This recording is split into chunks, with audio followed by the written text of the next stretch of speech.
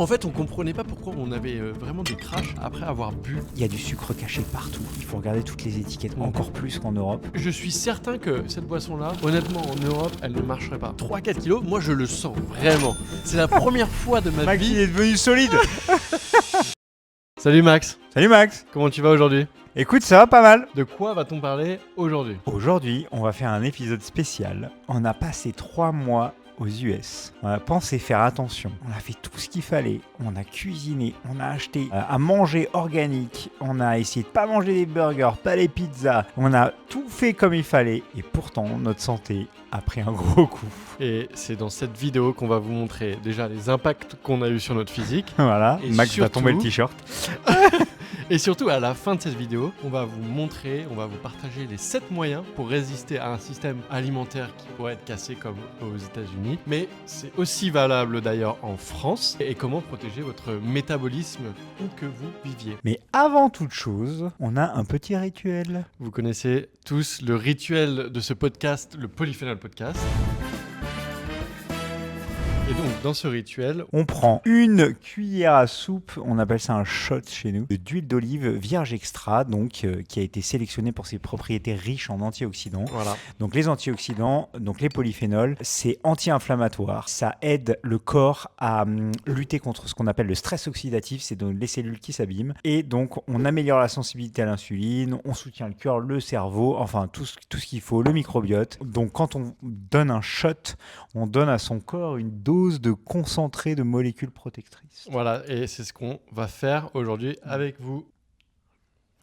Tu m'as mis une cuillère de bonhomme là. J'ai mis une bonne cuillère pour Max. Donc- La petite actualité, nous sommes presque 1000 personnes, et donc là, comme vous le savez, ça va faire... Voilà, alors j'explique. Ça gratte un petit peu la gorge. Voilà. En fait, une huile d'olive qui est très riche en polyphénol est une huile d'olive très verte. On n'aime pas manger l'huile d'olive très verte et pourtant, c'est comme ça qu'elle est bonne, en tout cas d'un point de vue propriété pour le corps. Et donc, du coup, elle gratte un petit peu la gorge et c'est pour ça que c'est mieux en général de quand même la mettre sur une viande ou sur un poisson ou sur une salade parce que ça va donner du goût. Mais bon, là, voilà, c'est le principe du Polyphénol Podcast. Petit shot d'huile d'olive, comme ça on se sent mieux et on a le cerveau bien prêt pour ce podcast. Effectivement, juste pour la petite actualité, nous allons bientôt être 1000 followers sur cette chaîne. Ça, c'est incroyable. Et ça, c'est incroyable. On l'a commencé il y a 2 mois Voilà. seulement. Merci. Et donc, merci. Merci déjà de nous suivre parce qu'on en raconte des trucs. Hein, voilà. Et d'ailleurs, on espère que ça vous plaît le format. Mais la bonne chose, c'est que on veut faire un challenge avec vous. Comme vous le savez, il y a cette huile d'olive qu'on a Evosan et on aimerait en faire gagner à 50 de nos followers sur cette chaîne YouTube. Comment on fait pour gagner ça? Comment on fait pour gagner? On va faire un tirage au sort. Un tirage au sort. On Ok. va faire un tirage au sort pour toutes les personnes qui suivent le compte. Donc si vous n'êtes pas abonné au compte, hop, on s'abonne. N'hésitez pas à partager à vos amis, à votre famille,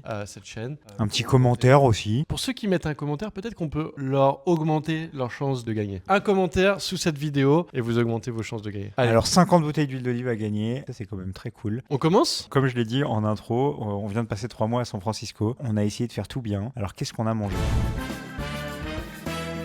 Qu'est-ce qu'on a mangé? On a essayé de garder une nutrition qui était la plus propre possible. Mhm. Quel est déjà notre régime alimentaire? Je caractériserais ça par végétarien. Néanmoins, on est quand même flexible. On ajoute du poulet, parfois des œufs. On n'est pas vegan. Ni même végétarien d'ailleurs. Et ni végétarien, non.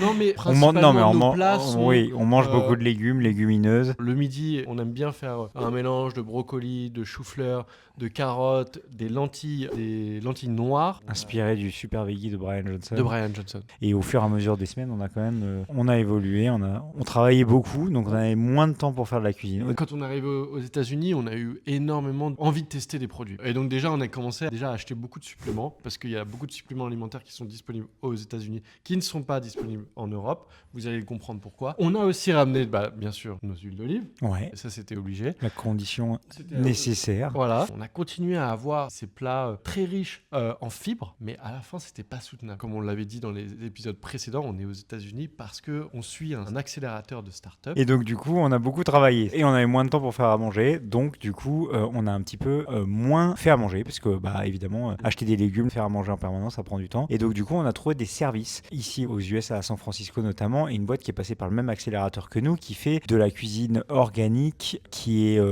donc low carb, qui s'appelle Local. Et donc nous, on prenait l'option donc avec peu de glucides, on va dire, kimchi chicken, Donc c'est beaucoup de poulet, il y a de l'œuf, donc il y a énormément de protéines. Donc le plat fait 548 calories, il y a 48 grammes de protéines, il y a 26 grammes de glucides et il y a 28 grammes de gras. Tout ça prend en considération, je ne sais pas si vous voyez, mais à l'intérieur du pot, il y a une sauce au-dessus. Nous, évidemment, on ne mettait pas la sauce. 48 grammes de protéines pour si peu de calories. Donc en fait, le ratio est vachement important. Pensant que c'était quand même pas mal et équilibré, etc. Après, on a testé plein d'autres produits aussi. Donc ça, c'est des boissons qu'on retrouve énormément en fait dans les supermarchés. Donc ça, c'est la grande mode, c'est de l'eau pétillante avec soi-disant du vrai fruit. Donc ça, c'est au citron, donc c'est un vrai drop de citron à l'intérieur. Bon, on trouvait que le goût était particulièrement bon et quand on a cherché un petit peu sur internet, parce qu'ils expliquent évidemment pas d'où vient le... Voilà, donc ils disent jus de citron. J'ai trouvé quand même pas mal de contenu où les gens étaient assez sceptiques sur l'origine et la façon dont ce jus de citron était fait et qu'en fait, c'était pas si naturel que ça. Ça, c'est une boisson à base d'électrolytes. Électrolytes, potassium, sodium, on en avait déjà discuté et on vous a dit juste, vous pouviez faire votre solution vous-même et ne pas acheter finalement des solutions toutes faites qui coûtent vraiment un bras. Déjà, ça coûte très cher. Donc, il y a un dosage de sodium, potassium et magnésium qui est, bon, cela dit, correct pour les gens qui font beaucoup de sport et qui veulent remplacer leurs électrolytes. Le problème, c'est qu'ils prétendent qu'il n'y a zéro sucre, mais en fait, ils rajoutent du goût sucré. Et donc, du coup, ils mettent, je ne sais pas quoi d'ailleurs. Ouais, donc ils mettent de la stevia, mais c'est très fort, c'est adapté au goût américain. Je suis certain que cette boisson-là, honnêtement, en Europe, elle ne marcherait pas. Elle ne marcherait pas parce que le goût est trop, il est prononcé, il est chimique, il est sucré. Et nous, en fait, on n'a pas cette même taste. Alors là, ça c'est une autre boisson. D'ailleurs, c'est très bizarre parce qu'il y a encore 0% de sucre. Bon, alors que honnêtement, c'est à base de l'ananas. Voilà, je cherchais le mot, l'ananas. Donc soi-disant avec du jus naturel d'ananas, mais bon bref. Pareil, si je regarde dans les détails. En fait, un des quand même des apprentissages qu'on a eu, c'est il faut regarder toutes les étiquettes encore plus qu'en Europe. Il y a du sucre caché partout. La kombucha, par exemple. Ça, c'est un bon exemple. Donc la kombucha a besoin de sucre pour fermenter, mais en fait, dans les kombuchas européennes, il n'y a pas autant de sucre. Là, il y a un dosage de sucre qui est hallucinant. Sucre pour un verre. C'est 12 grammes de sucre, donc, incluant du sucre ajouté, qui est de 11 grammes, 22%. Donc c'est énorme. Vous pouvez voir sur la bouteille, c'est ça qui est drôle aussi, c'est que ils le vendent comme quelque chose de très sain. Donc nous, comme on se renseigne. On est un peu dans la santé. Nous. Voilà, on est un tout petit peu dans la santé. On fait attention aux étiquettes. Ici, aux États-Unis, il y a aussi les sujets sur les additifs. On en parlera peut-être après, mais il y a énormément d'additifs dans la nourriture et les labels organiques, etc. Même un plat comme ça, en fait, on se pose des questions, quoi. On avait aussi trouvé des barres, des nouvelles barres protéinées. Vous pouvez d'ailleurs en trouver en France ou en Europe. Des barres protéinées. Celles-ci, elles prétendent avoir 0 g de sucre, 28 grammes de protéines. C'est la barre la plus protéinée, je crois, du marché. Et avec 150 calories, donc c'est peu. En fait, ce qui est assez intéressant au travers de cette barre, elle a un goût aussi, comme la Cadence, extrêmement sucré. Et donc, en fait, on se dit, comment c'est possible ? Comment est-ce qu'ils peuvent avoir ce goût prononcé alors qu'ils disent 0 g de sucre ? Et en fait, c'est qu'ils ajoutent plusieurs choses. Ils ajoutent des faux sucres. Donc, il y a plusieurs types de faux sucres. Là, effectivement, il y a de la stevia, qui est quand même un produit naturel. Mais il y a différentes façons de produire la stevia. Donc, encore une fois, on ne sait pas trop ce que c'est comme stevia. Il y a le maltitol, l'allulose, la glycérine et tout plein de la lécithine de soja pour l'émulsifiant. Donc c'est pas un sucre, mais en gros tous ces goûts sucrés artificiels. Le problème, c'est qu'ils sont vendus pour prétendument ne pas augmenter le taux de glycémie dans le corps, ne pas créer de pic de glycémie comme on dit. Donc ils ont des indices glycémiques bas. En théorie, ils le vendent comme ça. Si vous portez un capteur, vous verrez que c'est pas si évident que ça en fonction des personnes pour tout le monde. Et le deuxième chose, c'est que en fait, ce que ça fait, c'est que ça crée une habitude dans le corps. On s'habitue à manger toujours sucré. Et on le sait, c'est connu que les produits américains ont un goût beaucoup plus sucré que ce que nous, on fait en Europe et qu'on peut pas, dans l'univers du supplément et des barres protéinées, etc., il est connu qu'on ne peut pas vendre un produit sur le marché américain au même titre qu'on le vend sur le marché européen. Il faut adapter la recette. Et là, c'est vraiment fou. C'est que ça, c'est extrêmement sucré. Les barres David que Max a voulu goûter, c'est extrêmement sucré. Et donc, du coup, on habitue son corps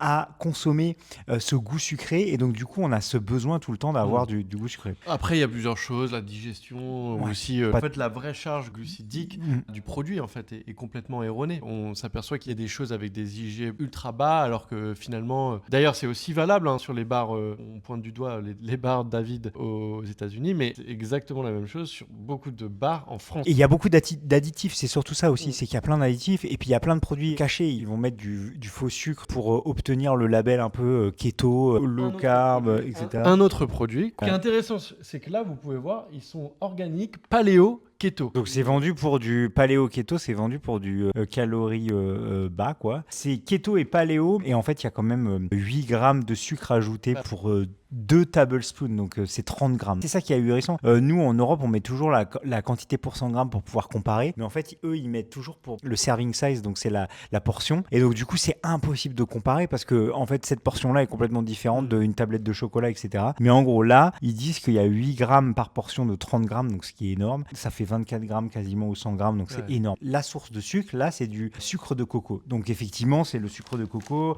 c'est réputé, c'est un indice glycémique bas, mais ça reste du sucre. Et en fait il y en a partout quoi. Et donc c'est quoi le problème sur l'environnement américain? C'est que aujourd'hui, c'est très très difficile de bien manger par défaut dans ce système américain. Pourquoi?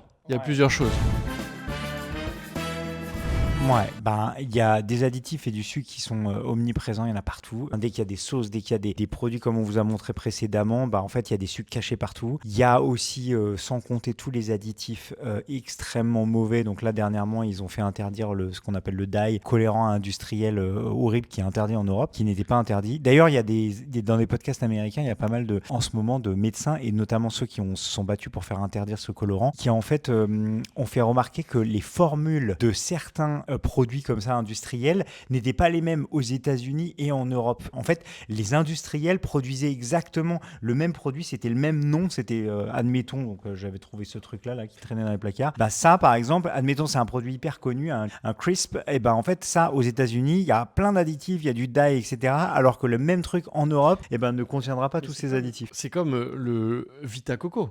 Vita Coco, c'est de l'eau de coco. Et en fait, on a bêtement voulu acheter de l'eau de coco parce que on s'est dit, on va acheter de l'eau de coco, les électrolytes, il y a pas mal d'électrolytes, on faisait pas mal de sport et on s'est dit on va acheter de l'eau de coco, et en fait on a découvert qu'il y avait plein de sucre ajouté à l'intérieur qui était hyper sucré. En fait on comprenait pas pourquoi on avait vraiment des crashs après avoir bu cette eau de coco, et c'est qu'on a réalisé après, en lisant les étiquettes, on s'est dit mais attends, il y a la dose de sucre qui est vachement élevée sur cette eau de coco. Et l'eau de coco est naturellement sucrée, pourquoi rajouter du sucre par défaut en France? En général c'est la version sans sucre ajouté. Et c'est pour ça qu'il y a quand même une petite différence entre le marché français et américain. C'est aussi pareil pour les portions. Honnêtement, les portions, elles sont 30% plus grandes qu'en France. Je crois qu'il y a pas mal de benchmarks qui sont faits sur le McDo. Les portions du McDonald's, la portion XL en France correspond au petit format américain. C'est quoi. Incroyable. Et eux, leur XL, c'est toujours plus. Quoi. Après, il y a du coup l'étiquetage où en fait, nous, on a le label bio en France. Alors, il est très critiqué,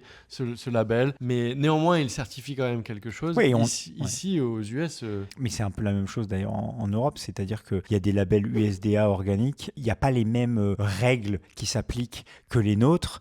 Donc effectivement, le label USDA permet pas de pesticides, pas d'OGM, pas d'antibiotiques, ni d'hormones de croissance dans les viandes. Il ne garantit pas ce label l'absence d'additifs, même naturels, genre du sirop de riz brun, des amidons. Et donc en fait, finalement, mais c'est un peu la même chose en France. Un label bio, un cookie, ça reste un cookie, et même s'il y a du sucre naturel, ça reste du sucre naturel. Et du coup, il y a aussi le fait qu'aux US, il y a beaucoup de produits organiques qui viennent de pays étrangers, notamment Amérique du Sud. Et donc du coup, là, pareil, et c'est nous en Europe, c'est la même chose. On a beaucoup de produits qui viennent même d'Afrique du Nord, des labels bio. Et en fait, est-ce que c'est vraiment les mêmes règles, quelles sont les règles sur ces labels, etc. Finalement, les labels, c'est toujours un peu à double tranchant. Et donc, on a quand même des règles plus strictes en Europe, mais on trouvait ça intéressant de parler de ces choses-là. Aux États-Unis, il y a ce qu'on appelle la FDA, qui est, c'est quoi l'organisme qui pourrait être similaire en Europe? Et la DGCCRF, la Direction Générale de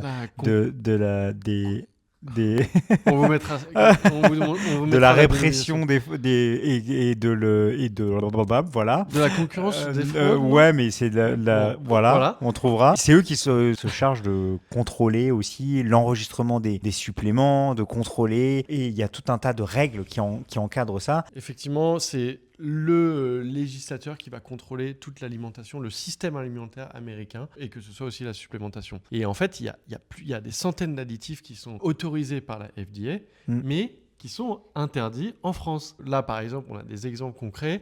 Il y a la bromate de potassium. Ça, c'est autorisé par la FDA. C'est interdit en Europe. Il a été interdit en 1990 en Europe. C'est parce qu'il est classé comme cancérogène, probable, par le Centre international de recherche sur le cancer. Voilà. Et donc ici, il est toujours autorisé. Donc, deuxième additif, c'est le colorant artificiel. Et après, il y a le propylparabène, utilisé dans certaines pâtisseries. C'est des exemples. Suspecté pour être un perturbateur endocrinien. Donc en vrai, juste ce qu'on voulait dire par là, c'est qu'il y a énormément d'additifs dans l'alimentation. Et même si on voulait utiliser notre expérience aux États-Unis, c'est certainement plus marqué et plus fort le degré ici aux États-Unis qu'en Europe. En Europe, on a aussi des problèmes autour de ces sujets-là et il faut aussi constamment checker les étiquettes, surveiller, regarder les additifs, les colorants. Maintenant, il y a Yuka qui aide pas mal là-dessus. Une des choses que j'ai appris le plus, c'est quand même, c'est largement plus difficile aux États-Unis qu'en France. Oui, et puis c'est surtout, nous, on a quand même vécu 3 mois, on avait une maison, on avait une vraie cuisine, on a fait attention, on a essayé d'acheter des produits dans des magasins bio,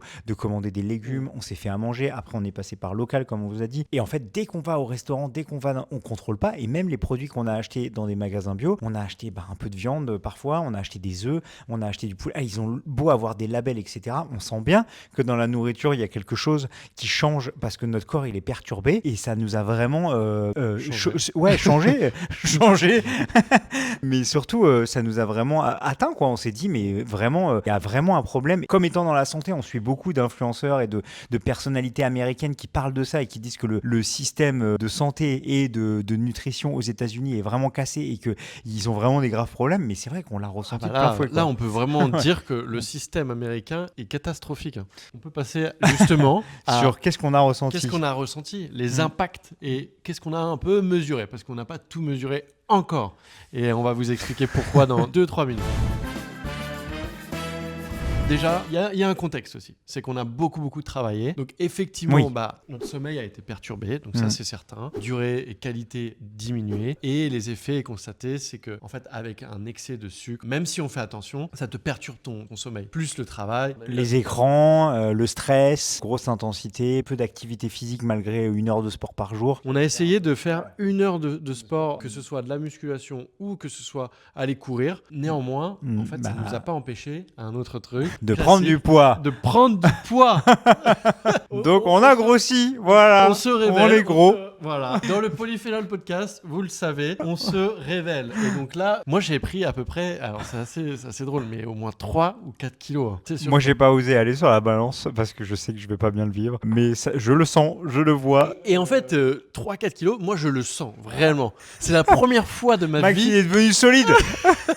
En fait, c'est ça, c'est surtout un effet ressenti, c'est on se sent pas bien, quoi. On se sent gonflé. Il y a certainement des histoires de rétention de l'eau parce que les additifs jouent un rôle. Comme on vous a dit, c'est qu'on allait à la salle de sport 1 heure par jour. On prenait de la créatine, donc, qui agit sur les muscles, on l'a vu précédemment. Et effectivement, la protéine, on en mangeait constamment, peut-être un peu plus que d'habitude. Après, il y a 2 choses qu'on a constatées en essayant de voir aussi avec notre équipe médicale et notre IA à Lucie, c'est qu'il y a probablement plusieurs choses. Il y a la première, c'est comme Max l'a dit, c'est l'effet de rétention. Parce que en fait, on pense probablement qu'on a augmenté de la masse musculaire, mais une alimentation... Regardez-moi ça.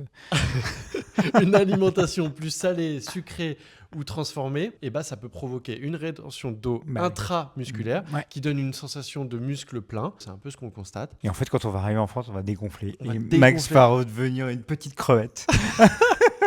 Et après, l'inflammation légère au niveau des tissus, ça c'est possible aussi parce que ça peut expliquer ce terme de gonflement dont on parle. Mais qu'on ressent réellement. C'est vraiment du ressenti, c'est mesuré sur la balance d'ailleurs, mais on avait fait des tests sanguins avant de partir, donc évidemment on va faire des tests à notre retour. Pour savoir si notre santé va bien ou ne va pas bien, c'est de mesurer et de voir la différence et l'évolution. Et donc là, l'idée c'est qu'on a commencé une expérimentation sur ça. On a fait des tests sanguins, un peu plus de 80 marqueurs biologiques, max un peu peu plus. Et là, au retour, On va faire nos tests. On va pouvoir comparer et voir avant-après ce qui s'est passé, l'impact que ça a eu sur nos marqueurs, sur notre inflammation, glycémie, insuline, l'indice OMA, le HbA1c qui permet de savoir sur 3 mois, donc on va voir s'il a évolué ou pas. et le plus intéressant, je pense que c'est sur le stress, parce qu'on a eu énormément de stress Le cortisol. pendant cette période de 3 mois, c'est le cortisol. Voilà. Donc voilà, on est très impatient de faire nos prochains tests et de voir un peu l'évolution. On sait qu'il va y avoir forcément des choses qui seront pas super. On le sent. Ça a beaucoup perturbé, effectivement, comme a dit Max, notre sommeil. Après, tout n'est pas dû 100% à l'alimentation. On a fait cette expérimentation parce qu'on savait qu'on allait beaucoup travailler, que ça allait être intense. Et donc le stress est un énorme facteur aussi. Et évidemment, on a été pas mal stressé tous les jours, à beaucoup travailler, très assis, très sédentaire toute la journée devant un écran. Bon voilà, le truc que normalement en France on fait moins puisqu'on fait du vélo, on va au travail, on bouge, on marche, etc. Là c'était on se lève, on va devant l'ordinateur. On a mis réellement notre corps à rude épreuve. Je pense que c'était très intense. Et pendant une période de 2 mois et demi, 3 mois. Et donc du coup, qu'est-ce qu'on en a tiré ? Quelques conseils pour survivre à un système alimentaire qui est compliqué. C'est le bon moment aussi de le partager parce qu'on sait que l'été arrive et que souvent l'été on a envie de faire la fête, de boire de l'alcool, de manger un peu n'importe comment. Donc du coup, quelques conseils pour un peu survivre à ce passage tout en continuant à se faisant plaisir évidemment parce que c'est important, ça fait partie de la longévité de se faire plaisir. Alors, commençons par le premier. Qu'est-ce que c'est le premier ? C'est d'utiliser les bonnes graisses. On le dit, on le répète. C'est la raison pour laquelle d'ailleurs on fait ce shot d'huile d'olive, c'est qu'on veut vous éduquer sur le fait que choisir une bonne huile d'olive extra vierge qui est forte en polyphénol, mais évidemment c'est quelque chose qui est ultra important dans notre diète, dans notre alimentation. Pourquoi ? Parce que en fait, le cerveau et les hormones ont besoin de lipides. Et le vrai risque vient des mauvaises sources. Effectivement, quand on fait des shots d'huile d'olive, on ne recommande surtout pas de faire ces shots avec de l'huile très basique que vous allez trouver dans votre commerce, hein, évidemment. Et après, effectivement, avocat, noix. Les noix sont des bonnes graisses parce que c'est des graisses mono-insaturées et riches en fibres. Ça, c'est très important. Et puis, évidemment, poissons gras, maquereaux, sardines qui ont des oméga 3. Donc, voilà, on évite l'huile de tournesol, de maïs, de soja, toutes les fritures, évidemment, qui sont des huiles inflammatoires. Le deuxième conseil... Donc, chaque repas est une opportunité anti-inflammatoire. Le but, c'est pas juste de manger pour se remplir, mais le but, c'est de manger pour réguler son système nerveux, son microbiote, sa glycémie. Et donc, du coup, comme on l'a dit avec l'huile d'olive, mais c'est vrai aussi dans plein d'ingrédients, les polyphénols naturels, donc tout ce qui va être fruits rouges, herbes, évidemment le cacao, supérieur à 85%, essayez de prendre du chocolat qui est pas trop riche en sucre, évidemment, les thés verts, la cannelle. Et sachez, d'ailleurs, parce qu'on va arriver dans l'été, et donc les fruits rouges, on va y en a pas énormément. Mal. Les myrtilles, c'est un fruit avec énormément de polyphénols, d'antioxydants. Voilà, ça c'est un petit conseil que vous pouvez appliquer pendant l'été, c'est manger des myrtilles. Troisième, c'est quoi ? Troisième conseil, c'est réserve les glucides au bon moment. Ça veut dire quoi ? C'est qu'il y a une règle simple qui est les glucides, c'est après l'effort. Pourquoi ? Parce que le corps utilise mieux le glucose après un entraînement. Moins de stockage, plus de recharge musculaire et ça évite les pics de glycémie inutiles. On a fait une vidéo pour vous expliquer ce qu'est la glycémie. Je vous invite à la regarder sur la chaîne YouTube. Mais voilà, ça c'est nos conseils sur cette partie glucides. Donc, point numéro 4. Point numéro 4, c'est adopte une alimentation qui est dense et pas volumineuse. Ça veut dire quoi, Max ? Ça veut dire que en gros, il faut regarder les calories des ingrédients. Il vaut mieux 100 grammes de sardines que 100 grammes de riz blanc. Le 100 grammes de sardines apporte des protéines et le riz blanc va vous apporter beaucoup de glucides. Donc du coup, il faut vraiment regarder la densité nutritionnelle de chaque produit et regarder quels sont les apports. Les vitamines, les minéraux, les acides aminés essentiels qui sont contenus dans chaque ingrédient. Voilà, moins de calories, plus de nutriments. Et donc le métabolisme reste stable et performant. Donc ça, c'est ultra important. Règle numéro 5. Arrêtez de manger 5 fois par jour. Donc ça, c'est vrai qu'on a eu tendance à faire ça. Donc c'est un peu la raison. Mais le corps n'a pas besoin d'être constamment en digestion permanente. Et on n'a pas besoin de manger 5 fois par jour. 3 repas structurés, pas de grignotage. Essayez de manger tôt. On l'a dit dans plein de podcasts. On en a parlé. On a expliqué sur les précédents podcasts. Au moins 12 heures de jeûne nocturne. 12 heures de jeûne nocturne, c'est quoi ? On arrête de manger à 19h ou 20h. Ça veut dire qu'on ne mange pas avant 8h le lendemain matin. Mais l'idéal, c'est même d'aller un peu plus. Et donc, du coup, évitez de grignoter et de manger dans tous les sens, ce qu'on a peut-être un petit peu trop fait. Point numéro 6. Évite les faux aliments sains. Alors ça veut dire quoi? Ben, c'est les fameux barres protéinées que Max voulait absolument tester. Tout ce qui est produits snacks qui sont keto, vegan, qui en fait sont des produits ultra transformés, où en fait on va rajouter beaucoup d'additifs, plein de faux sucres, l'allulose, la glycérine, le maltitol, comme on a dit, tous ces édulcorants qui sont là pour donner du goût, faire semblant qu'en fait c'est bon, etc.